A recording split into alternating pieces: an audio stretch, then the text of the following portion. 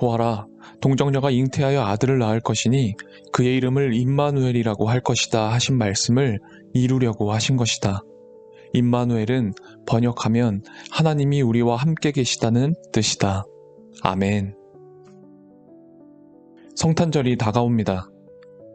샤를드 푸코는 주님이 이 땅에 오심을 하나님이 가난해지기 위해 바닥으로 내려오셨다라고 말합니다.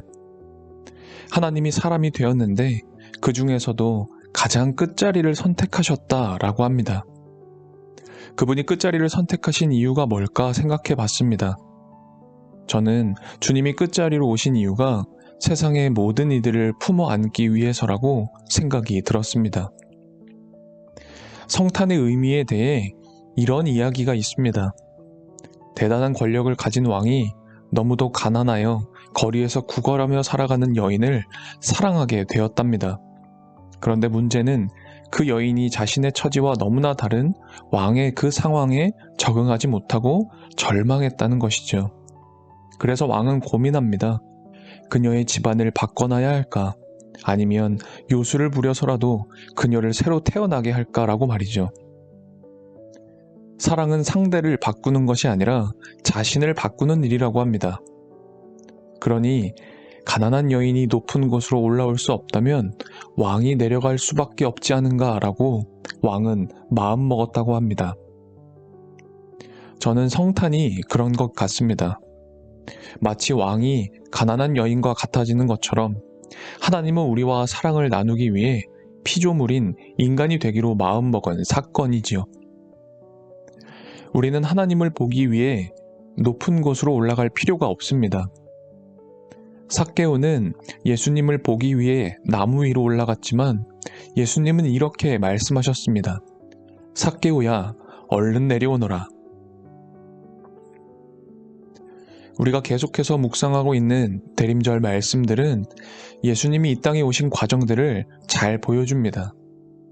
그런데 사실 주님의 오심이라는 게 어찌 보면 참 특별할 게 없습니다.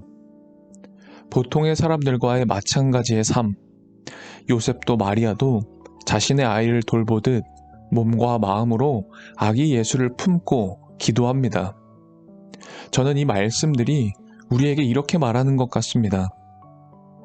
일상에서 주님을 찾아라. 하나님의 영광은 너희의 작고 낮은 삶에 숨어 있다. 우리는 여기서 더 나가야 합니다. 우리에게 더 중요한 일은 우리도 마리아처럼 그리스도를 낳아야 하는 것이죠. 독일의 신비가였던 안젤루스는 이렇게 말합니다. 그리스도께서 베들레헴에서 1000번을 태어나셔도 정작 당신 안에서 태어나지 않는다면 당신은 길을 잃고 헤맬 뿐입니다. 하나님께서 아들을 낳으신 방법 그대로 우리 각자의 영혼 안에 하나님의 아들을 낳으십시오. 우리가 마음을 열어 그리스도를 받아들이는 순간 그리스도는 탄생하는 것입니다. 이 대림절 마지막 주 우리는 이렇게 기도하고 노래해야 합니다. 사랑스러운 임마누엘, 내 안에서 태어나소서, 내 안에 거하시고 당신과 하나가 되게 하소서. 아멘.